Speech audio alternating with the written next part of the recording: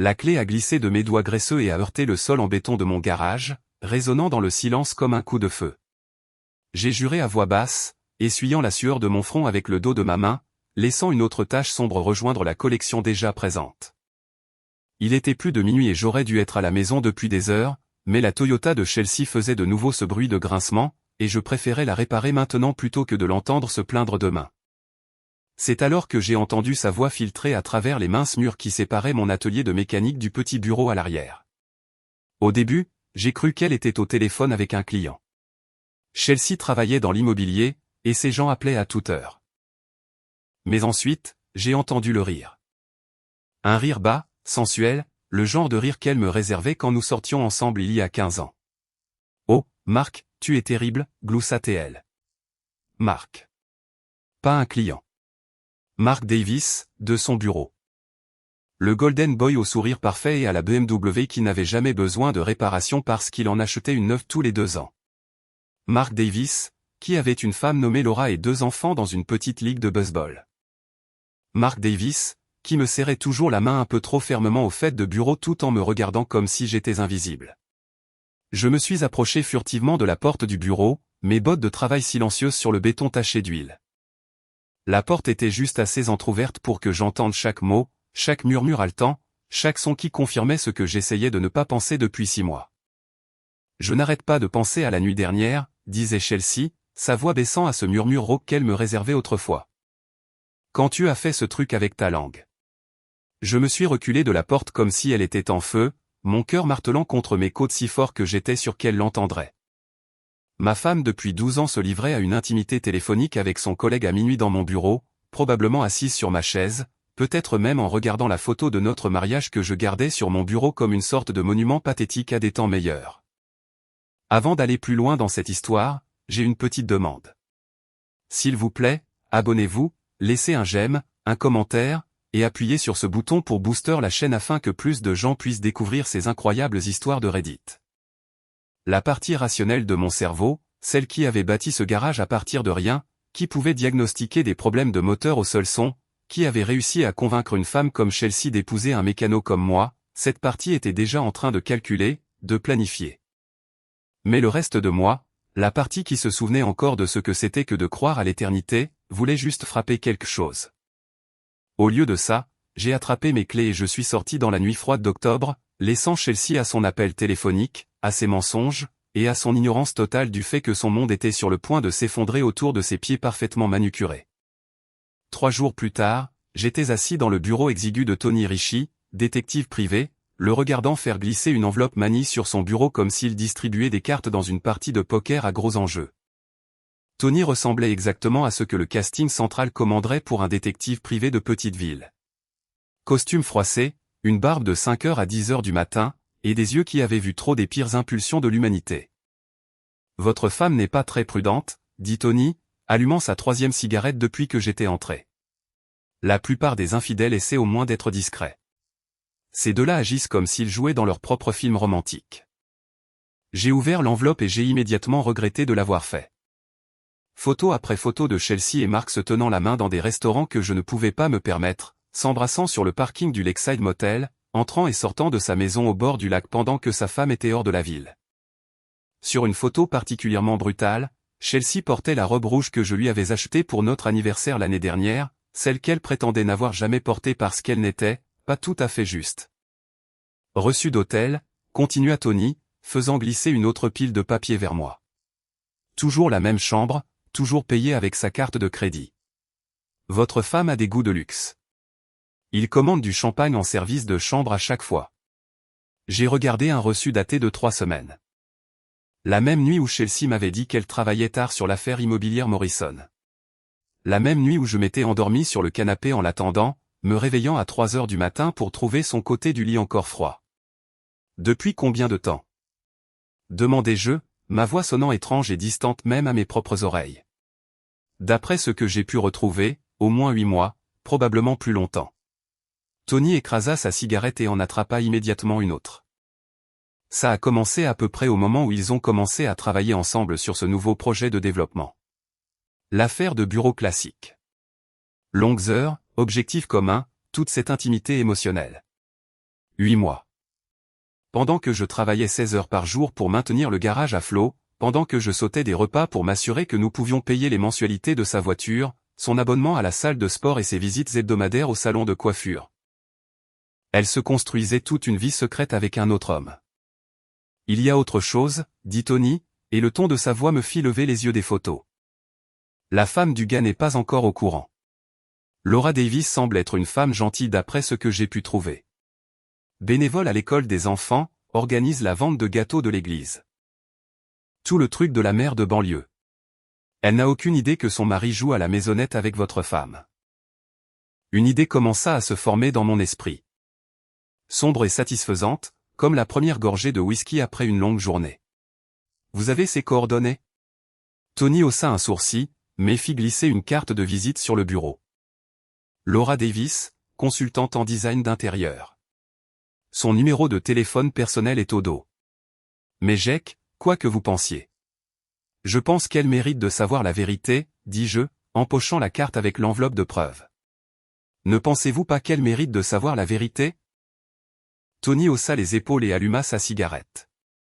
La vérité est une chose dangereuse, Jack. Elle a tendance à exploser au visage de tout le monde, pas seulement des coupables. Je me suis levé et j'ai sorti mon portefeuille, comptant les billets pour les honoraires de Tony. Parfois, les choses doivent exploser avant de pouvoir construire quelque chose de mieux. Laura Davis a répondu à son téléphone à la 3e sonnerie. Sa voix était prudente mais polie. Bonjour, Madame Davis. Vous ne me connaissez pas, mais je pense que nous devons parler.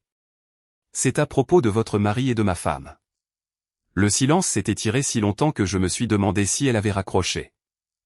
Quand elle a finalement parlé, sa voix était différente, plus petite, comme si elle se préparait à un impact. Qui est à l'appareil? Je m'appelle Jack Mitchell. Ma femme est Chelsea Mitchell. Elle travaille avec votre mari chez Prestige Property. Une autre pause, puis, je vois. Et de quoi pensez-vous exactement que nous devons discuter, monsieur Mitchell? Je devais admirer son sang-froid. La plupart des gens auraient commencé à crier, à pleurer ou à exiger des explications. Laura Davis parlait comme si elle menait une réunion d'affaires, tout en courtoisie professionnelle et en émotion contrôlée. J'ai quelques photographies que je pense que vous devriez voir, ainsi que des reçus d'hôtel et d'autres choses qui pourraient vous intéresser. Cette fois, la pause fut plus courte. Où aimeriez-vous nous rencontrer? Nous nous sommes mis d'accord sur le Murphy's Dîner, le genre d'endroit où le café était fort, la tarte faite maison, et les banquettes assez hautes pour offrir de l'intimité pour les conversations difficiles. Je suis arrivé 15 minutes en avance et j'ai choisi une banquette d'angle d'où je pouvais surveiller la porte, étalant le contenu de l'enveloppe de Tony sur la table en formica rayée comme si je présentais des preuves à un jury. Laura Davis est entrée à 14 heures précises, et je l'ai reconnue immédiatement grâce aux photos de famille sur le bureau de Marc à la fête de Noël du bureau. Elle était plus jolie en personne que sur les photos, avec des cheveux auburn attachés en une queue de cheval soignée et des yeux verts intelligents qui captaient tout sans avoir l'air de fixer. Elle portait un simple pull bleu et un jean, mais quelque chose dans sa façon de se tenir suggérait qu'elle avait l'habitude d'être la personne la plus compétente dans n'importe quelle pièce. Elle s'est glissée dans la banquette en face de moi et a regardé les photos sans broncher. Depuis combien de temps savez-vous? 3 jours. Depuis combien de temps suspectez-vous? Elle a pris l'un des reçus d'hôtel et l'a étudié comme si elle mémorisait chaque détail. 6 mois, peut-être plus. Marc a toujours été un piètre menteur, mais il est devenu négligent ces derniers temps. Il travaille tard tous les soirs, prend des appels dans le garage, achète de nouveaux vêtements en prétendant que ce sont des cadeaux de sa mère. Elle a reposé soigneusement le reçu et m'a regardé directement. Votre femme est très belle. Vous aussi, dis-je, et je le pensais. Ce n'est pas pour ça que c'est arrivé. Non, je suppose que non. Elle a pris une autre photo, celle montrant Chelsea et Marc s'embrassant devant le Lakeside Motel. Que attendez-vous de moi, monsieur Mitchell? Jack. Et je veux la même chose que vous. Vous ne savez pas ce que je veux. Je me suis adossé à la banquette et j'ai étudié son visage. Laura Davis était en colère. Je pouvais le voir dans la ligne serrée de sa bouche, la façon dont ses doigts agrippaient le bord de la table. Mais c'était une colère froide, contrôlée. Le genre de colère qui planifie, calcule et attend le moment parfait pour frapper. Vous voulez qu'il paie, dis-je. Vous voulez qu'ils comprennent ce que ça fait de voir leur monde s'effondrer. Vous voulez qu'ils sachent que les actions ont des conséquences. Elle est restée silencieuse un long moment, regardant toujours les photos. Finalement, elle a levé les yeux pour rencontrer les miens. Que aviez-vous en tête? Le problème avec Mark, dit Laura, remuant du sucre dans sa 3e tasse de café. C'est qu'il n'a jamais fait face à de réelles conséquences pour quoi que ce soit dans sa vie. Ses parents l'ont sorti de toutes ses erreurs. Sa première femme était trop timide pour le confronter à ses agissements. Et moi? Je nettoie ses dégâts depuis 8 ans parce que je pensais que c'est ce que font les bonnes épouses. Nous parlions depuis 2 heures, et je commençais à comprendre que j'avais sérieusement sous-estimé la femme de Mark Davis. Derrière l'extérieur de mère de banlieue se cachait une femme à l'esprit vif et à la longue mémoire pour les griefs. Elle cataloguait les mensonges et les trahisons de Mark depuis des années, montant un dossier comme un procureur se préparant pour un procès. Il pense que je ne suis pas au courant de l'argent qu'il détourne des comptes de ses clients, a-t-elle poursuivi. De petites sommes. Rien qui ne déclencherait un audit, mais assez pour payer des chambres d'hôtel, des dîners coûteux et les bijoux qu'il achète à votre femme. Des bijoux? C'était la première fois que j'en entendais parler. Laura a sorti un relevé de carte de crédit de son sac à main, pointant une dépense de $800 chez Brennan Esfin Jewelry. Le mois dernier, le même jour qu'une de leurs visites à l'hôtel. Je suppose que votre femme a de nouvelles boucles d'oreilles ou un bracelet qu'elle vous a dit venir d'une amie. J'ai pensé au pendentif en diamant que Chelsea portait dernièrement. Celui qu'elle prétendait être un cadeau bonus de son patron pour avoir conclu l'affaire Henderson. Un autre mensonge dans une série apparemment sans fin de mensonges. Voici ce que je pense que nous devrions faire, dit Laura, se penchant en avant avec l'intensité d'un général planifiant une campagne militaire. Nous ne les confrontons pas directement. Cela leur donne juste une chance de déformer l'histoire, de trouver des excuses, peut-être même de nous blâmer de les avoir poussés dans les bras l'un de l'autre. Au lieu de cela, nous les laissons se dévoiler. Comment? Elle a souri, et pour la première fois depuis qu'elle était entrée dans le restaurant, elle avait l'air vraiment heureuse. La plus grande faiblesse de Mark est son ego. Il ne peut pas résister à l'envie de se montrer, surtout quand il pense qu'il s'en tire à bon compte. Et votre femme semble apprécier le frisson de la clandestinité. Alors? Nous leur donnons exactement ce qu'ils veulent. Nous leur facilitons la tâche pour être imprudents. Le plan qu'elle a esquissé était élégant dans sa simplicité. Nous commencerions à assister aux mêmes événements sociaux, en nous assurant d'être vus ensemble en public. Rien de romantique, juste 2 personnes qui avaient découvert qu'elles avaient des amis communs et des intérêts similaires. Mark et Chelsea supposeraient que nous étions ignorants de leur liaison, ce qui les rendrait plus audacieux, plus téméraires. Mark adore être le centre de l'attention, a expliqué Laura. S'il pense qu'il nous dupe tous les deux, il commencera à prendre de plus grands risques, à faire de plus grosses erreurs. Et quand il le fera, nous serons prêts à tout documenter. Et vos enfants? Son expression s'est durcie. Et alors? Ils méritent de savoir quel genre d'homme est vraiment leur père. Pas d'un coup, pas d'une manière qui les traumatise, mais ils ne sont pas stupides. Ils ont déjà remarqué que papa n'est plus jamais à la maison, que maman et papa ne se parlent plus. Sauf pour se disputer sur les horaires et l'argent. Elle avait raison, bien sûr. Les enfants savaient toujours plus que ce que les adultes leur accordaient. Ils n'avaient juste pas toujours le vocabulaire pour exprimer ce qu'ils ressentaient. Il y a autre chose, dit Laura, sa voix baissant à peine au-dessus d'un murmure. Je veux qu'ils sachent ce que ça fait de tout perdre. Pas seulement leur mariage, leur réputation, leur carrière, leur statut social. Je veux qu'ils comprennent que la trahison a un prix. J'ai regardé de l'autre côté de la table cette femme que j'avais rencontrée il y a 3 heures, cette mère de banlieue à la queue de cheval soignée et aux yeux intelligents.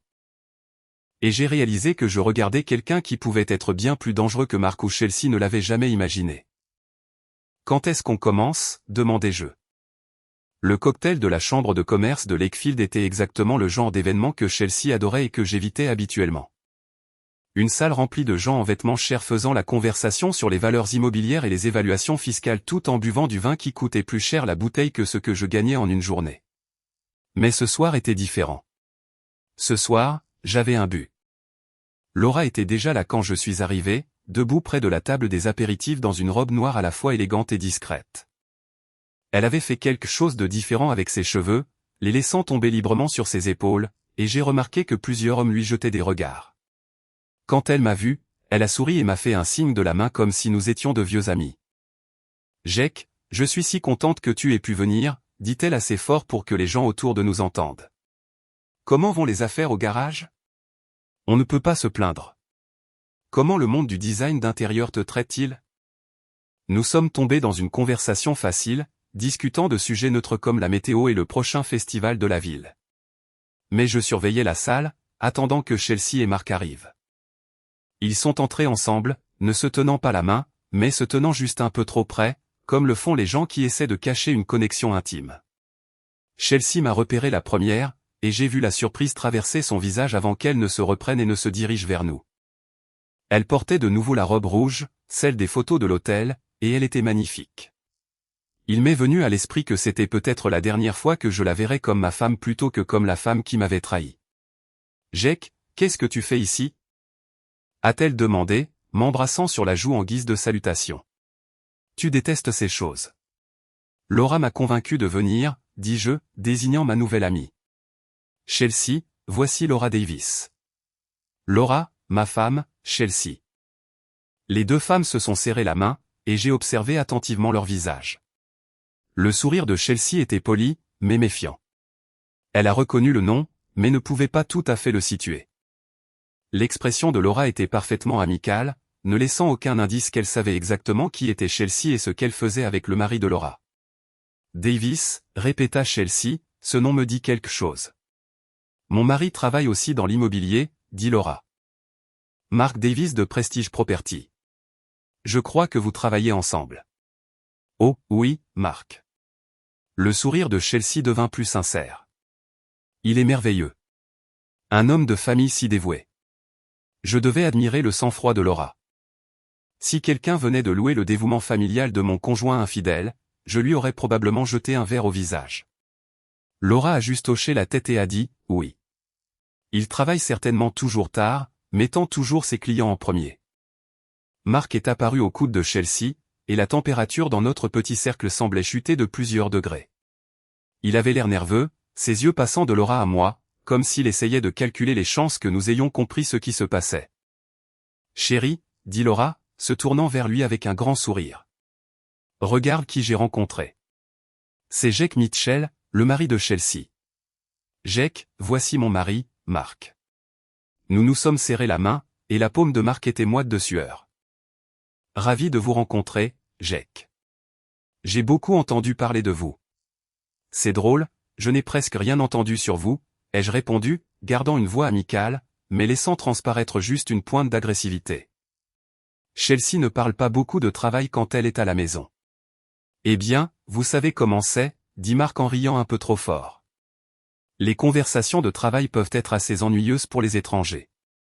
J'imagine bien, dit Laura en douceur. C'est pourquoi je suis si reconnaissante que Jake et moi nous soyons trouvés ce soir. C'est agréable de parler à quelqu'un qui comprend ce que c'est que d'être marié à des professionnels si dévoués. La conversation s'est poursuivie pendant encore quelques minutes, tout en banalité de surface et en sous-entendu. Chelsea et Mark étaient clairement mal à l'aise avec la situation, mais ils ne savaient pas comment s'en sortir sans paraître impolis. Finalement, Chelsea a prétendu qu'elle devait parler à quelqu'un de l'autre côté de la pièce, et ils se sont échappés. « Comment penses-tu que nous nous en sommes sortis » demanda Laura en les regardant battre en retraite. « Parfaitement, dis-je. Ils sont secoués, mais pas méfiants. Ils passeront le reste de la soirée à essayer de savoir si nous savons quelque chose. Et demain, ils seront encore plus imprudents parce qu'ils se convaincront que nous sommes trop stupides pour être une menace. » J'ai regardé Laura, debout dans sa robe noire avec son sourire entendu, et j'ai ressenti quelque chose que je n'avais pas ressenti depuis des mois. L'espoir. Pas l'espoir que mon mariage puisse être sauvé. Ce navire avait quitté le port au moment où Chelsea a décidé de trahir nos vœux.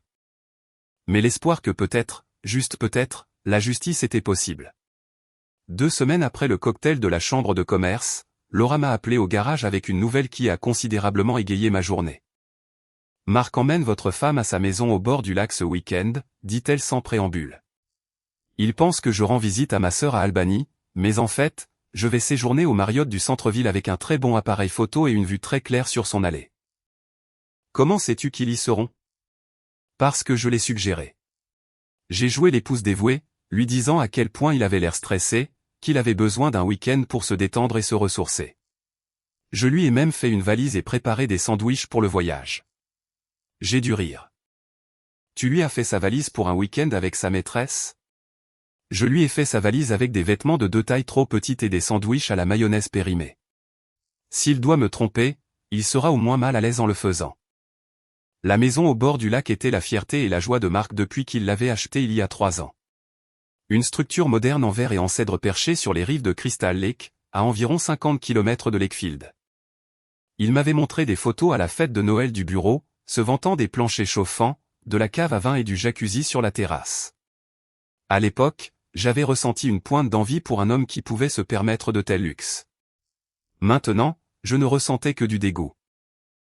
Quel est le plan? Demandai-je. Samedi soir, ils seront là ensemble, probablement en train de boire du vin et de se féliciter de leur intelligence. Je prendrai des photos d'eux à leur arrivée, des photos d'eux sur la terrasse. Des photos d'eux partant dimanche matin. Des preuves claires et indéniables qu'ils ont une liaison. Et ensuite, nous déciderons comment nous voulons les utiliser. Samedi soir, je me suis retrouvé de nouveau au Murphy's dîner, sirotant un café et attendant l'appel de Laura. Elle s'était installée dans une chambre d'hôte de l'autre côté du lac avec un téléobjectif et une ligne de vue dégagée sur la propriété de Marc. J'étais censé être son soutien, prêt à y aller en voiture si quelque chose tournait mal. Mais surtout, j'essayais juste de ne pas penser à ce que ma femme faisait dans la maison d'un autre homme.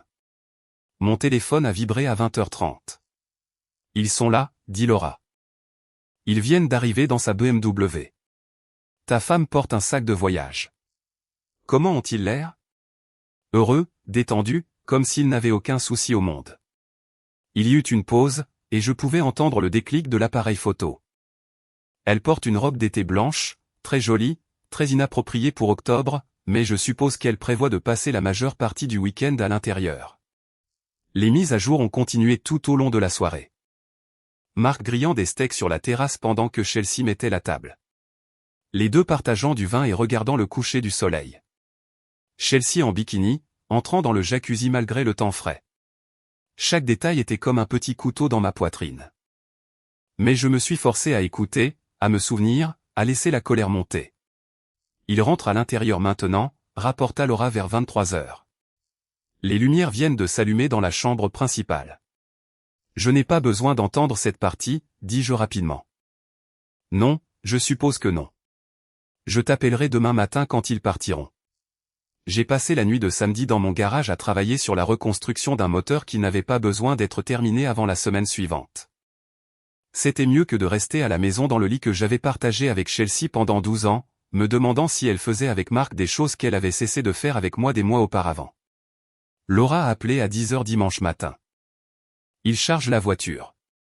Ta femme a l'air très satisfaite d'elle-même. As-tu obtenu tout ce dont tu avais besoin? Oh, oui. Assez de photos pour tapisser un palais de justice. La question maintenant est de savoir ce que nous en faisons. J'y avais pensé toute la nuit. Et j'avais quelques idées. Des idées sombres. Le genre d'idées qui aurait choqué l'homme que j'étais il y a 2 semaines, mais qui semblait parfaitement raisonnable à l'homme que je devenais. Je pense qu'il est temps de commencer à mettre d'autres personnes dans le secret, dis-je. Jenna Hartley, la meilleure amie de Chelsea, m'avait toujours hérissé le poil. C'était l'une de ces femmes qui se nourrissaient de drames et de ragots. Le genre de personne qui vous demandait comment vous alliez juste pour pouvoir comparer vos problèmes aux siens et trouver les vôtres insuffisants. Elle et Chelsea étaient amies depuis l'université, et j'avais appris très tôt dans notre mariage que tout ce que je disais à Chelsea finirait par arriver aux oreilles de Jenna. Habituellement sous une forme déformée qui me faisait passer soit pour un saint, soit pour un méchant, selon l'humeur de Jenna. Mais l'amour de Jenna pour les ragots était exactement ce qui la rendait parfaite pour ce que Laura et moi avions prévu. Je l'ai trouvée au Starbucks de Main Street lundi matin, tenant la cour à sa table habituelle avec 2 autres femmes du club de lecture de Chelsea. Jenna était dans son élément, gesticulant sauvagement alors qu'elle racontait une histoire sur le divorce de ses voisins, sa voix portant à travers le café comme si elle se produisait pour un public. « Jake » a-t-elle crié quand elle m'a repéré. « Qu'est-ce que tu fais ici ? Je pensais que tu ne buvais que du café de station-service. » Je devais prendre quelque chose pour Chelsea, dis-je, m'approchant de leur table avec ce que j'espérais être de la réticence. Elle a tellement travaillé ces derniers temps, je me suis dit que je lui ferais la surprise de sa boisson préférée. « Oh, c'est si gentil », dit l'une des autres femmes. « Tu es un si bon mari. »« J'essaie de l'être, » dis-je, en laissant un peu de tristesse s'infiltrer dans ma voix. Bien que parfois je me demande si elle le remarque. Les antennes de Jenna se sont immédiatement dressées. Elle était comme un requin qui sent le sang dans l'eau. « Que veux-tu dire ?» J'ai jeté un regard nerveux autour de moi, comme pour vérifier que personne n'écoutait. Je ne devrais probablement rien dire. C'est juste. Elle a été si distante ces derniers temps. Toujours à travailler tard, toujours sur son téléphone, toujours trop fatiguée pour passer du temps ensemble. « Oh, mon chéri », dit Jenna, ses yeux s'illuminant à la perspective d'un nouveau drame. « C'est juste le stress. Le marché immobilier est fou en ce moment. »« Je suis sûr que tu as raison, » dis-je. « C'est juste difficile parfois, tu sais. » Comme le week-end dernier, elle a dit qu'elle devait travailler samedi et dimanche, mais quand je suis passé devant le bureau dimanche matin, sa voiture n'y était pas, c'était un mensonge, bien sûr. Je savais exactement où Chelsea avait été dimanche matin, mais Jenna ne le savait pas, peut-être qu'elle faisait visiter des maisons, suggéra l'une des autres femmes. Peut-être, dis-je d'un air dubitatif. C'est juste. J'ai trouvé ce reçu dans son sac à main quand je cherchais un chewing-gum. J'ai sorti l'un des reçus d'hôtel que Tony m'avait donné, celui de 3 semaines auparavant. Je ne comprends pas pourquoi elle serait au Lakeside Motel. Nous habitons à 20 minutes d'ici. Jenna s'est pratiquement jetée sur la table pour attraper le reçu. Ses yeux se sont agrandis en le lisant, et je pouvais voir son esprit s'emballer, reliant les points, construisant des théories. « Jake », dit-elle prudemment. « Ce reçu est au nom de Mark Davis. »« Je sais. C'est ça qui est si bizarre. Pourquoi Chelsea aurait-elle un reçu de son collègue ?» Les 3 femmes ont échangé des regards lourds de sens. Elles savaient quelque chose que je faisais semblant d'ignorer, et le pouvoir de ce secret les enivrait. « Je suis sûr qu'il y a une explication parfaitement innocente, » dit Jenna, mais son ton suggérait qu'elle n'en croyait rien. Peut-être qu'ils faisaient visiter une propriété à un client ensemble au Lakeside Motel. Eh bien, peut-être que le client venait de l'extérieur. J'ai hoché la tête comme si cela avait du sens, comme si je m'accrochais à des brindilles pour éviter de penser l'impensable. Tu as probablement raison. Je suis juste paranoïaque. Mais je pouvais voir sur leur visage que la graine avait été plantée. Le soir, la moitié des femmes de Lakefield sauraient que Chelsea Mitchell avait été dans un motel avec Mark Davis. Le lendemain, l'autre moitié le saurait aussi.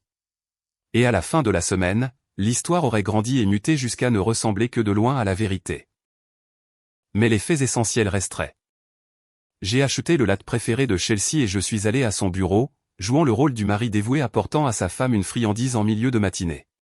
Elle était à son bureau quand je suis arrivé, belle et professionnelle dans un tailleur bleu marine que je n'avais jamais vu auparavant. « Jake, quelle bonne surprise », dit-elle en acceptant le café avec un sourire qui aurait pu être sincère. « Quelle est l'occasion ?»« Aucune occasion.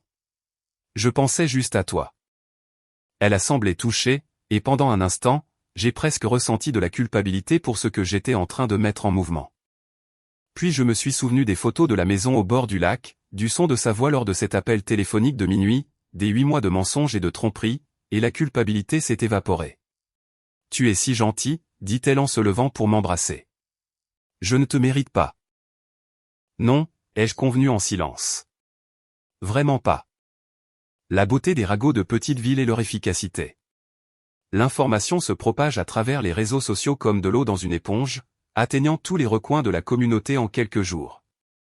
Le mercredi, je pouvais voir les effets de ma conversation avec Jenna dans la façon dont les gens regardaient Chelsea quand nous allions dîner chez Romano. Dans la manière soigneusement neutre dont la caissière de la banque la saluait quand elle faisait un dépôt. Dans le silence soudain qui tombait sur les conversations quand elle entrait dans une pièce. Chelsea le sentait aussi. Je pouvais le voir dans la façon dont elle vérifiait son téléphone de manière obsessionnelle, la façon dont elle s'emportait contre moi pour des broutilles, la façon dont elle me demandait sans cesse si j'avais entendu des rumeurs bizarres à son sujet. Les gens de cette ville n'ont rien de mieux à faire que de commérer, s'est-elle plainte jeudi soir alors que nous étions assis dans notre salon à regarder la télévision. Jenna m'a appelé aujourd'hui pour me poser toutes sortes de questions étranges sur le travail, si j'avais collaboré étroitement avec Marc sur des projets. Qu'est-ce que tu lui as dit? La vérité. Que Marc et moi travaillons ensemble professionnellement. Rien de plus. Elle m'a regardé de côté. Tu n'as rien dit, n'est-ce pas? Sur le fait que nous avons des problèmes ou quelque chose comme ça? Quel problème? Demandai-je innocemment. Je ne savais pas que nous avions des problèmes. Nous n'en avons pas. C'est ce que je veux dire. Mais les gens semblent penser. Je ne sais pas ce qu'ils pensent. J'aurais pu mettre fin à sa souffrance à ce moment-là. J'aurais pu lui dire que je savais pour la liaison, exiger une explication, lui donner une chance de se confesser et peut-être de sauver quelque chose de notre mariage. Au lieu de ça, j'ai tendu la main et j'ai pris la sienne. Ne t'inquiète pas de ce que les gens pensent, dis-je. Nous connaissons la vérité. C'est tout ce qui compte. Elle a serré ma main avec gratitude, et je n'ai rien ressenti. Ni colère, ni tristesse, pas même la satisfaction de la vengeance. Juste un espace froid et vide où mon amour pour elle se trouvait autrefois. Pendant ce temps, Laura travaillait de son côté. Elle avait commencé à faire du bénévolat à l'école des enfants de Marc, se liant d'amitié avec les autres mères, se positionnant comme l'épouse innocente qui n'avait aucune idée de ce que son mari faisait vraiment. Elle était particulièrement efficace avec les femmes qui travaillaient au bureau de l'école, celles qui voyaient tout, se souvenaient de tout et n'aimaient rien de plus qu'un ragot juteux. Je suis un peu inquiète pour Marc, a-t-elle confié à la secrétaire de l'école lors d'une réunion de l'association des parents d'élèves. Il a travaillé de si longues heures ces derniers temps, rentrant à la maison épuisé et distrait. Je commence à me demander s'il ne fait pas une sorte de crise de la quarantaine. Oh, ma chérie, dit la secrétaire. Les hommes de cet âge ont tendance à devenir un peu fous. Mon ex-mari a commencé à acheter des voitures de sport et à sortir avec sa secrétaire quand il a eu 40 ans. Marc ne sort avec personne, dit rapidement Laura. Du moins, je ne pense pas. Bien qu'il ait reçu beaucoup d'appels téléphoniques à des heures étranges, et il a acheté un nouveau parfum le mois dernier, ce qui était étrange car il utilise la même marque depuis des années. Les yeux de la secrétaire s'illuminèrent d'intérêt. Un nouveau parfum, dites-vous? Et de nouveaux vêtements, des vêtements chers. J'ai trouvé un reçu pour une chemise qui coûtait plus cher que ce que je dépense en courses en une semaine. Le vendredi, le réseau de commérage avait relié les points. Mark Davis agissait de manière suspecte. Chelsea Mitchell agissait de manière suspecte. Ils travaillaient ensemble. Ils avaient été vus ensemble dans un motel. Le calcul était simple, même pour les gens qui n'avaient jamais été bons en maths. Laura m'a appelé vendredi soir avec une mise à jour. Marc a reçu des appels toute la journée d'amis inquiets lui demandant si tout allait bien à la maison. Il commence à paniquer. Et Chelsea? Selon mes sources au salon de coiffure, elle se renseigne sur les meilleurs avocats spécialisés en divorce de la ville. Apparemment, elle pense que tu te prépares à la quitter. C'était le comble. Chelsea s'inquiétait que je puisse divorcer d'elle alors qu'elle me trompait activement. L'ironie était si parfaite que j'ai failli éclater de rire. « Es-tu prêt pour la phase 2 » demanda Laura. La phase 2 impliquait une confrontation directe, forçant Marc et Chelsea à faire des choix, soit mettre fin à leur liaison, soit l'intensifier au point de commettre des erreurs fatales. C'était plus risqué que la campagne de Rago, mais c'était aussi plus susceptible de produire le genre de résultats dramatiques que nous recherchions. « Je suis prêt, dis-je. » Bien, car demain soir, nous allons leur donner de quoi vraiment parler. Le festival des récoltes de Lakefield était l'événement social de l'année, une célébration d'un week-end qui attirait des gens de 3 comtés pour profiter des manèges, des groupes locaux et de suffisamment de nourriture frite pour boucher les artères d'une petite armée. Chelsea et moi y avions assisté ensemble ces 5 dernières années, et elle attendait celui-ci avec impatience depuis des semaines, planifiant sa tenue et faisant des réservations pour le dîner au jardin de la bière du festival.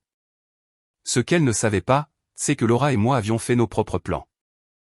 Nous nous sommes rencontrés à l'entrée du festival samedi soir, Laura magnifique dans une robe verte qui faisait ressortir ses yeux, moi portant le seul bon costume que je possédais qui n'était pas taché d'huile de moteur.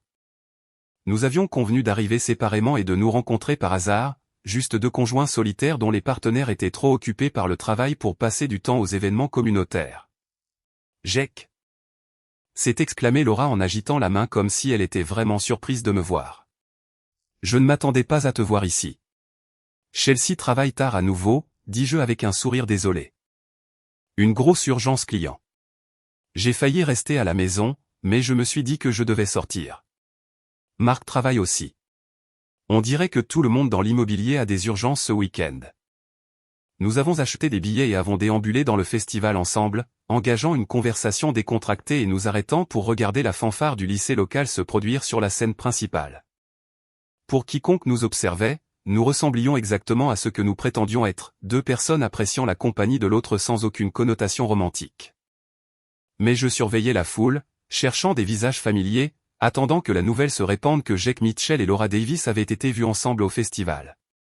Dans une ville comme Lakefield, cette information parviendrait à Chelsea et Mark en quelques heures. Il y a quelque chose que je dois te dire, dit Laura alors que nous partagions un funnel cake près de la Grande Roue. J'ai engagé un détective privé la semaine dernière. J'ai essayé d'avoir l'air surpris. Vraiment? J'ai trouvé des choses dans la voiture de Mark. Des reçus de cartes de crédit. Une carte clé d'hôtel qu'il a oublié de jeter. J'avais besoin d'en avoir le cœur net. Elle a sorti son téléphone et m'a montré une des photos que Tony avait prises, celle montrant Chelsea et Mark s'embrassant sur le parking du restaurant Romano. Je suis désolé, Jake. Je sais que ça doit être difficile à voir. Mon Dieu, ai-je murmuré, fixant la photo comme si c'était la première fois que je voyais des preuves de la liaison. Depuis combien de temps ça dure? Au moins 8 mois, peut-être plus. Mon enquêteur a des dizaines de photos, des reçus d'hôtel, des relevés téléphoniques montrant des appels entre eux à toute heure. Laura a posé sa main sur mon bras en un geste de réconfort. Je sais ce que tu ressens en ce moment. La trahison, la colère, le sentiment que tout ce que tu croyais de ta vie était un mensonge. Je ne comprends pas, dis-je, laissant ma voix se briser légèrement. Je pensais que nous étions heureux. Je veux dire, nous avions des problèmes, mais je n'aurais jamais pensé qu'elle. Avec lui. Ils sont très doués pour le cacher. Si je n'avais pas trouvé cette carte clé d'hôtel, je n'aurais peut-être jamais rien soupçonné. Nous sommes restés assis en silence pendant quelques minutes, deux conjoints trahis digérant la destruction de nos mariages. Autour de nous, des familles profitaient du festival. Des enfants riaient sur les manèges. Des couples partageaient de la barbe à papa et des baisers volés. Le contraste entre leur bonheur et notre misère apparente était presque poétique. « Qu'est-ce que tu vas faire ?» demandai-je. Je ne sais pas encore. Le confronter, je suppose. Demander le divorce. Essayer de trouver comment dire aux enfants que leur père est un salaud infidèle sans détruire complètement leur relation avec lui. Peut-être devrions-nous les confronter ensemble, ai-je suggéré. Présenter un front uni. Rendre plus difficile pour eux de s'en sortir par des mensonges. Laura a réfléchi à cela. Ce n'est pas une mauvaise idée. Quand? Demain soir. Chelsea pense que je travaille tard au garage. Je parie que Mark t'a dit qu'il travaillait tard aussi. Il l'a fait, en fait. Il a dit qu'il devait finir de la paperasse pour une clôture de vente lundi matin. Parfait. Nous les surprendrons ensemble où qu'ils se rencontrent. Plus de mensonges, plus d'excuses, juste la vérité. Laura a hoché la tête d'un air sombre. Il est temps qu'ils fassent face aux conséquences de leur choix. Alors que nous retournions vers l'entrée du festival, j'ai aperçu Jenna Hartley près du jeu de lancer d'anneaux, les yeux grands ouverts d'intérêt alors qu'elle nous regardait, Laura et moi, partir ensemble. Le lendemain matin, la moitié de la ville saurait que les deux conjoints trahis s'étaient trouvés et planifiaient apparemment leur prochaine action. Chelsea et Mark étaient sur le point de découvrir que leur secret n'était pas aussi secret qu'ils le pensaient. Et une fois que cela arriverait, ils mettraient soit fin à la liaison, soit redoubleraient d'efforts de manière à nous donner, à Laura et à moi, toutes les munitions dont nous avions besoin pour les détruire complètement. Je pariais sur la seconde option. Des gens comme Chelsea et Mark pensaient toujours qu'ils étaient plus intelligents que tout le monde, jusqu'au moment où leur monde s'effondrait autour d'eux. Dimanche soir, Laura et moi étions assis dans ma camionnette de l'autre côté de la rue du Lakeside Motel, observant le parking à travers des jumelles comme un couple de détectives privés dans un mauvais film. La BMW de Mark était garée devant la chambre 12, la même chambre qu'il louait pour ses rendez-vous avec Chelsea depuis 8 mois. Ils sont là-dedans depuis 2 heures, dit Laura en vérifiant sa montre. Combien de temps veux-tu attendre? Jusqu'à ce qu'ils sortent. Je veux qu'ils nous voient ensemble, qu'ils comprennent que nous savons tout. Laura avait changé de vêtements depuis le festival, troquant sa robe verte pour un jean et un pull noir qui la faisait paraître plus jeune et, d'une certaine manière, plus dangereuse. Elle avait aussi apporté une bouteille de vin, affirmant que nous pourrions aussi bien être à l'aise en attendant que nos conjoints infidèles terminent leurs affaires. Je n'arrête pas de penser à la première fois que j'ai soupçonné quelque chose, dit-elle en prenant une gorgée de vin dans un gobelet en plastique. Marc est rentré à la maison avec du rouge à lèvres sur son col, et quand je lui ai demandé ce que c'était, il a dit qu'il avait serré dans ses bras une cliente qui était émotive à propos de la vente de la maison de son défunt mari. C'était un mensonge si spécifique, si détaillé et sympathique que je l'ai presque cru. Chelsea me dit qu'elle travaille tard 3 soirs par semaine depuis 6 mois, dis-je. Toujours un problème de client urgent. Toujours en s'excusant d'avoir manqué le dîner ou de rentrer épuisée. J'ai même eu pitié d'elle. Je pensais qu'elle était sous trop de pression au travail. Ils doivent penser que nous sommes incroyablement stupides. Ou incroyablement confiants. C'est la même chose, je suppose. La porte de la chambre du motel s'est ouverte et Chelsea est sortie la première, regardant nerveusement autour d'elle avant de se diriger rapidement vers sa voiture. Elle portait la robe d'été blanche des photos de la maison au bord du lac, complètement inappropriée pour un temps d'octobre, mais parfaite pour ce qu'elle faisait depuis 2 heures. Marc a suivi quelques minutes plus tard, ajustant sa cravate et lissant ses cheveux comme s'il se préparait pour une réunion d'affaires au lieu de rentrer chez lui pour mentir à sa femme et à ses enfants. C'est l'heure du spectacle, dit Laura, et nous sommes sortis de la camionnette. Ils nous ont vus arriver à une quinzaine de mètres, et les expressions sur leur visage valaient chaque moment de douleur et d'humiliation que j'avais enduré ces 8 derniers mois. Chelsea est devenue pâle, la bouche bée de choc. Marc a même trébuché, manquant de laisser tomber ses clés de voiture en essayant de comprendre ce qu'il voyait. « Bonjour, chérie », dit Laura à Marc, sa voix calme et agréable. « Comment s'est passée ta soirée au bureau ?» Laura, je peux expliquer. Oh, je suis sûr que tu peux. Tu es très doué pour les explications. Très créatif. Elle s'est tournée vers Chelsea avec un sourire qui aurait pu geler le feu. Et vous devez être l'urgence client qui a tenu mon mari si occupé ces derniers temps. Chelsea m'a regardé désespérément, comme si je pouvais d'une manière ou d'une autre la sauver de cette situation. Jake, ce n'est pas ce que tu crois. Vraiment, dis-je. Parce qu'on dirait que ma femme et ton mari viennent de passer la soirée à coucher ensemble dans une chambre de motel miteuse. Qu'est-ce que je rate exactement? Le langage cru l'a frappé comme une gifle. En 12 ans de mariage, je ne lui avais jamais parlé de cette façon. Jamais utilisé ce ton de voix. Mais d'un autre côté, en 12 ans de mariage, elle ne m'avait jamais trahi avec un autre homme. Nous devons parler, dit Marc, essayant de reprendre un certain contrôle de la situation. Tous ensemble. Comme des adultes. Des adultes, répéta Laura pensivement. Oui, les adultes assument la responsabilité de leurs actes. Les adultes disent la vérité. Les adultes ne se faufilent pas dans le dos de leur conjoint pendant 8 mois, mentant, trompant et volant de l'argent pour payer des chambres d'hôtel. Vous ne comprenez pas la situation, dit Chelsea, retrouvant sa voix. Jake et moi avons des problèmes depuis des années. Nous nous sommes éloignés. Nous voulons des choses différentes. Alors, vous avez décidé de régler ces problèmes en couchant avec mon mari? Chelsea tressaillit au langage de Laura, mais elle continua. Le mariage est compliqué. Parfois, les gens trouvent des connexions avec d'autres qu'ils ne peuvent pas trouver à la maison. Des connexions, ai-je répété. C'est comme ça qu'on appelle ça maintenant? Jake, s'il te plaît, si seulement tu voulais bien écouter. J'écoute depuis 8 mois. Chaque fois que tu m'as dit que tu travaillais tard, chaque fois que tu as prétendu être trop fatigué pour parler, chaque fois que tu m'as fait sentir que j'étais le problème dans notre mariage. J'ai tout écouté. Marc s'est avancé, essayant de s'insérer dans la conversation. Écoutez, personne ne voulait que ça arrive. Parfois, ces choses se développent naturellement. Naturellement, la voix de Laura s'est élevée pour la première fois. Il n'y a rien de naturel à trahir sa famille, à voler de l'argent sur des comptes communs et à mentir à ses enfants sur la façon dont on passe ses soirées. Les enfants ne savent rien de tout ça, dit Marc sur la défensive. Les enfants savent que leur père n'est plus jamais à la maison. Ils savent que leurs parents ne dorment pas dans le même lit. Ils savent que quelque chose ne va pas, même s'ils ne comprennent pas quoi.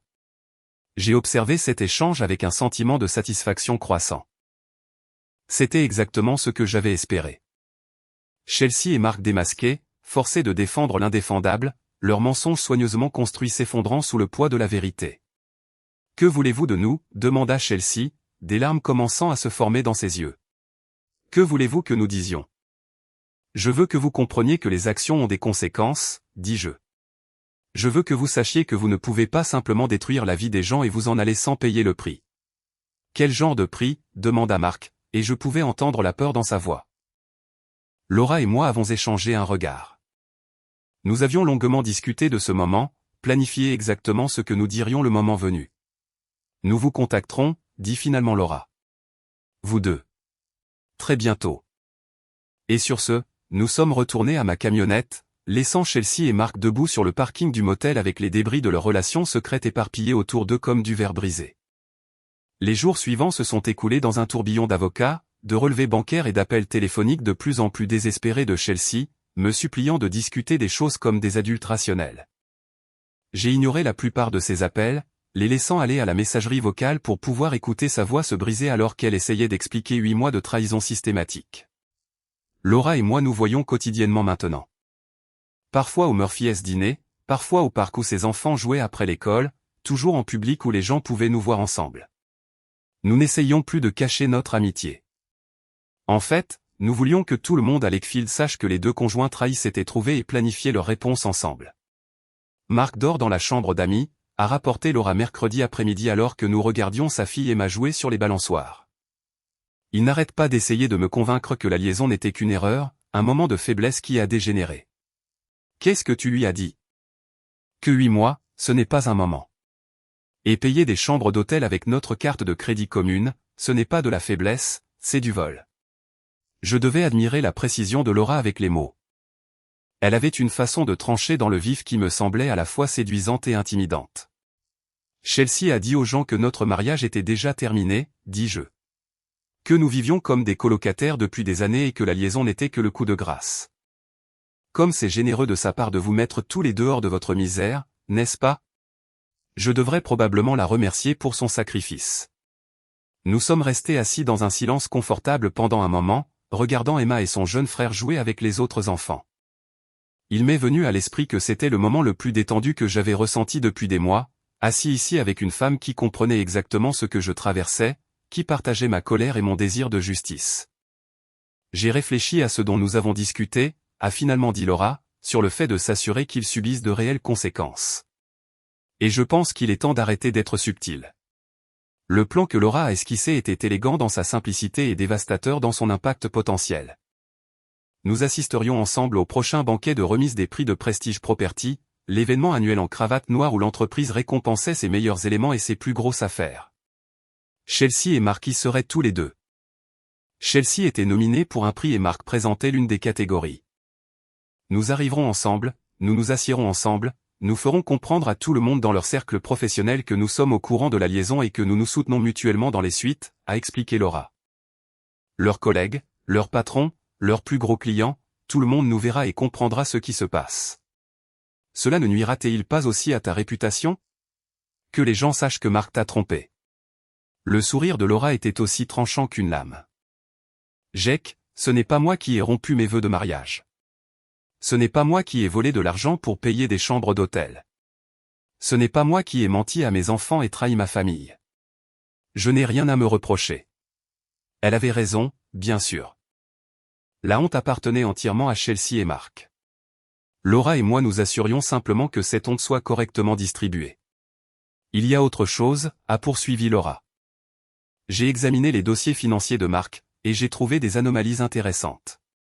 De l'argent manquant sur les comptes des clients, des notes de frais qui ne correspondent pas aux reçus réels.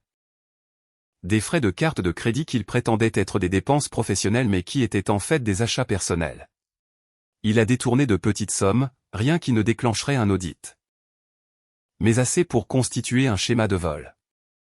Assez pour le faire renvoyer et éventuellement poursuivre en justice si les bonnes personnes l'apprenaient. Je l'ai regardé avec étonnement. Comment as-tu trouvé tout ça? Je fais la comptabilité de son entreprise depuis 3 ans. Je sais où va chaque centime et je sais quand de l'argent disparaît. Elle a sorti un dossier de son sac à main et me l'a tendu. Des copies de tout. Relevé bancaire, facture de carte de crédit, notes de frais, résumé de compte client. Tout ce dont tu as besoin pour détruire sa carrière. Le dossier semblait lourd dans mes mains, chargé du pouvoir de ruiner complètement Mark Davis. Pas seulement son mariage, pas seulement sa réputation, mais toute sa vie professionnelle. Et Chelsea? Et elle? As-tu quelque chose sur elle? Le sourire de Laura est devenu prédateur. Oh, Jake, j'ai bien plus que des dossiers financiers. J'ai des photos, des vidéos, des conversations téléphoniques enregistrées, des messages textes, des reçus d'hôtel. Des registres d'achat de bijoux. J'ai suffisamment de preuves pour prouver que ta femme a eu une liaison avec un homme marié pendant 8 mois. Utilisant les ressources de l'entreprise pour faciliter leur rencontre et mentant au client sur sa disponibilité pendant qu'elle était partie coucher avec mon mari. J'ai ouvert le dossier et j'ai commencé à lire les documents que Laura avait compilés. Le niveau de détail était stupéfiant. Elle avait documenté chaque séjour à l'hôtel, chaque dîner coûteux, chaque bijou que Mark avait acheté pour Chelsea avec de l'argent volé à ses clients. C'était un chef-d'œuvre d'enquête. Le genre de preuve qui pouvait détruire 2 carrières et 2 réputations avec une précision chirurgicale. Quand est-ce qu'on fait ça? Demandai-je. Samedi soir, au banquet de remise des prix, devant tous ceux qui comptent dans leur monde professionnel. Et après ça? Après ça, Jake, nous les regardons brûler. Le banquet de remise des prix de Prestige Property se tenait au Lakefield Country Club, un vaste bâtiment en briques qui était le centre social de l'élite de la ville depuis près d'un siècle. Je n'y étais jamais entré auparavant. Les adhésions au Country Club étaient pour les gens qui gagnaient plus d'argent que les mécaniciens automobiles, mais Laura nous avait obtenu des billets grâce à ses relations dans le milieu de l'immobilier. J'ai loué un smoking pour l'occasion, et Laura portait une magnifique robe argentée qui la faisait ressembler à une star de cinéma des années 1940. Nous sommes arrivés avec un retard à la mode, faisant notre entrée juste au moment où le cocktail touchait à sa fin et où les gens commençaient à prendre place pour le dîner. La réaction a été immédiate et électrique. Les conversations se sont arrêtées en plein milieu alors que les gens nous reconnaissaient et commençaient à faire le lien. Jake Mitchell, le mécanicien dont la femme était nominée pour le prix de la vendeuse de l'année. Laura Davis, la décoratrice d'intérieur dont le mari présentait le prix du service communautaire. Ensemble, à un événement où leur conjoint était censé célébrer leur réalisation professionnelle. C'est Jake Mitchell avec la femme de Mark Davis, ai-je entendu quelqu'un murmurer.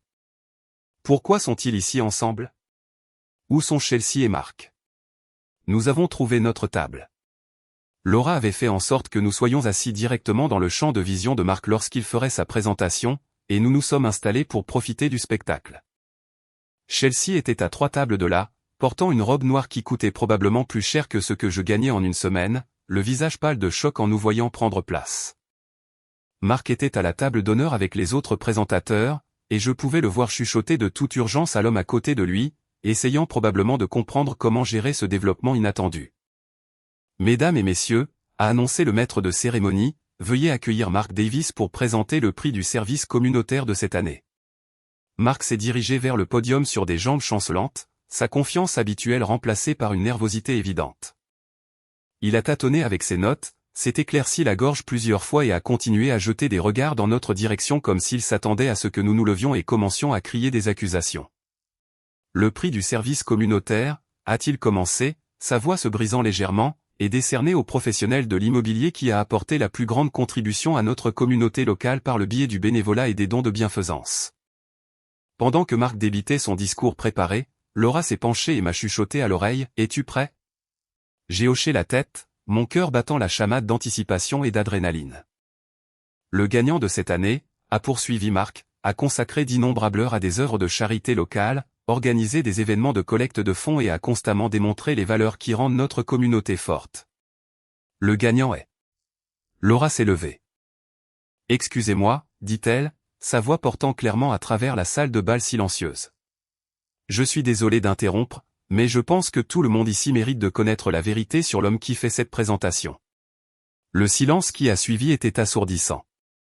Mark est resté figé au podium, la bouche ouverte, son visage devenant rouge de honte et de panique.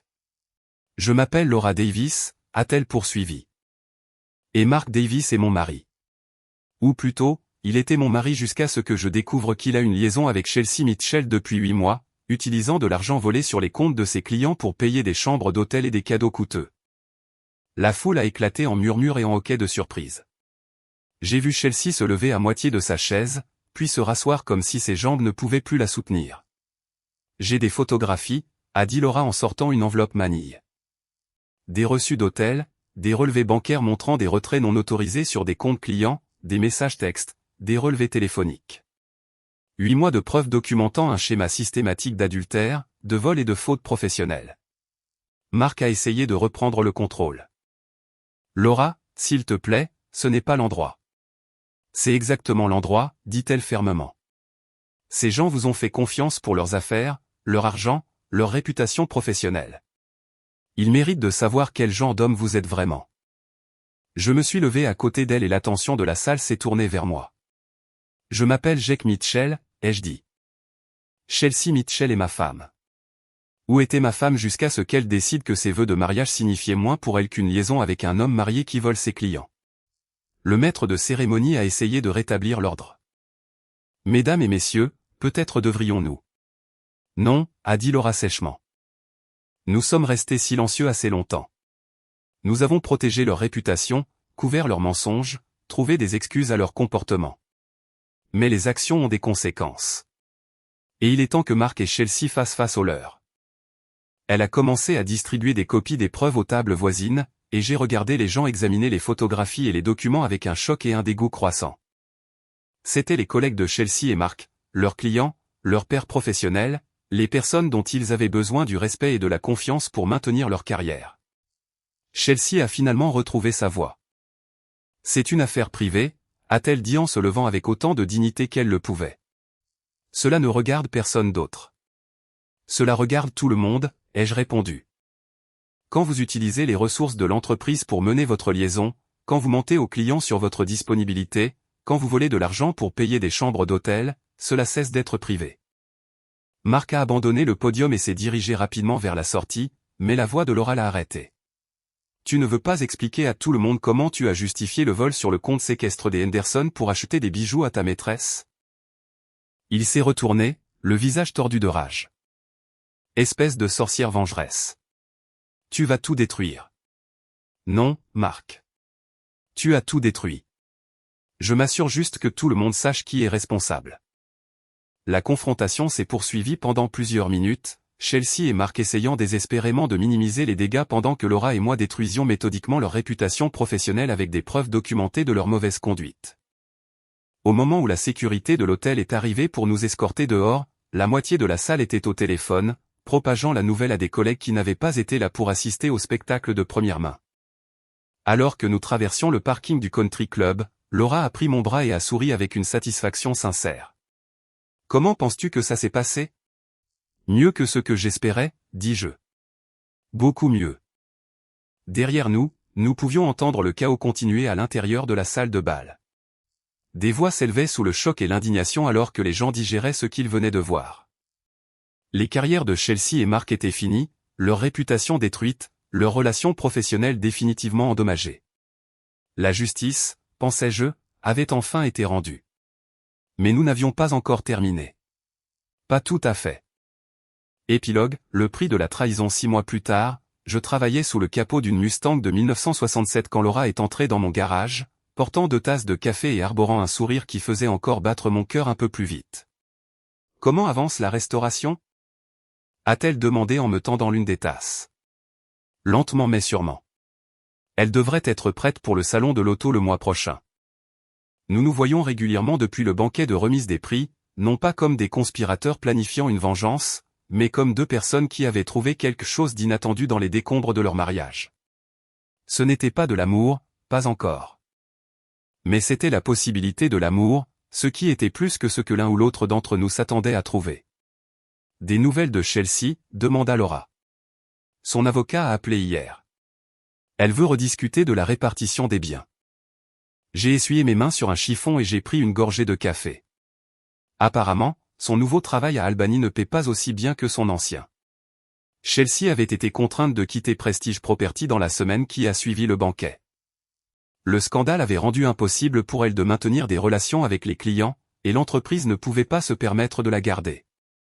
Elle avait trouvé du travail dans un petit cabinet à 2 heures de route, mais sa réputation l'avait suivie, limitant ses opportunités et son potentiel de revenus. Et Marc? Toujours au chômage, pour autant que je sache. Il s'avère que voler sur les comptes des clients est une décision qui met fin à une carrière dans le secteur de l'immobilier. Marc avait été licencié immédiatement après le banquet et la commission des licences de l'État avait révoqué sa licence immobilière en attendant une enquête sur sa mauvaise conduite financière. Il avait évité les poursuites pénales en remboursant l'argent qu'il avait volé, mais sa carrière était effectivement terminée. Les enfants s'adaptent bien, dit Laura. Emma m'a demandé hier si tu allais être son nouveau papa. Qu'est-ce que tu lui as dit? Qu'il est trop tôt pour le savoir avec certitude, mais que je t'apprécie beaucoup et que j'espère que tu feras partie de nos vies pour longtemps. J'ai posé ma tasse de café et j'ai pris Laura dans mes bras, l'embrassant doucement. Elle avait le goût de l'espoir et des nouveaux départs, de la possibilité que parfois de bonnes choses puissent naître de mauvaises situations. J'ai quelque chose à te dire, dit-elle quand nous nous sommes séparés. Quoi? Marc a appelé hier soir. Il veut se réconcilier. Il dit qu'il a appris sa leçon. Qu'il comprend maintenant à quel point il nous a fait du mal, à moi et aux enfants. Il suit une thérapie, travaille sur lui-même, est prêt à être le mari et le père que nous méritons. J'ai ressenti une pointe de jalousie et de peur. Qu'est-ce que tu lui as dit? Le sourire de Laura était radieux. Je lui ai dit que certaines erreurs ne peuvent pas être effacées, que certaines confiances ne peuvent pas être reconstruites, et que certaines personnes ne méritent pas de seconde chance. Elle m'a embrassé à nouveau, plus longtemps cette fois, avec plus de promesses. Je lui ai dit que j'avais trouvé quelqu'un de mieux. Alors que je tenais Laura dans mes bras, entourée des odeurs familières d'huile de moteur et de métal, j'ai pensé au voyage qui nous avait conduits à ce moment. La trahison, la colère, la vengeance soigneusement planifiée, l'humiliation publique de deux personnes qui pensaient être assez intelligentes pour s'en tirer en détruisant leur famille. Chelsea et Marc avaient eu exactement ce qu'ils méritaient. Ils avaient perdu leur mariage, leur carrière, leur réputation et leur place dans la communauté. Ils avaient appris que les actions ont des conséquences, que la trahison a un prix, et que parfois, les personnes que vous sous-estimez sont celles qui finissent par avoir le dernier mot. Mais plus que ça, ils nous avaient par inadvertance donné, à Laura et à moi, quelque chose de précieux, l'un l'autre. En essayant de détruire leur mariage pour leur propre plaisir égoïste, ils avaient créé les circonstances qui ont permis à deux personnes blessées de trouver la guérison et l'espoir ensemble. Alors, que se passe-t-il maintenant? Demanda Laura. J'ai regardé autour de mon garage, la voiture que je restaurais, l'entreprise que j'avais bâtie de mes propres mains, la femme qui m'avait aidé à retrouver mon amour-propre et ma foi en la possibilité d'un amour honnête. Maintenant, dis-je, nous construisons quelque chose de mieux que ce que nous avions avant. Et alors que Laura riait et m'embrassait à nouveau, je savais que nous le ferions. Nous construirions quelque chose de fort, d'honnête et de réel. Quelque chose qui pourrait résister à tous les défis que la vie nous lancerait. Quelque chose que Chelsea et Marc, malgré tout leur égoïsme et leur manigance, n'avaient jamais été capables de construire eux-mêmes. Au final, c'était la meilleure des vengeances.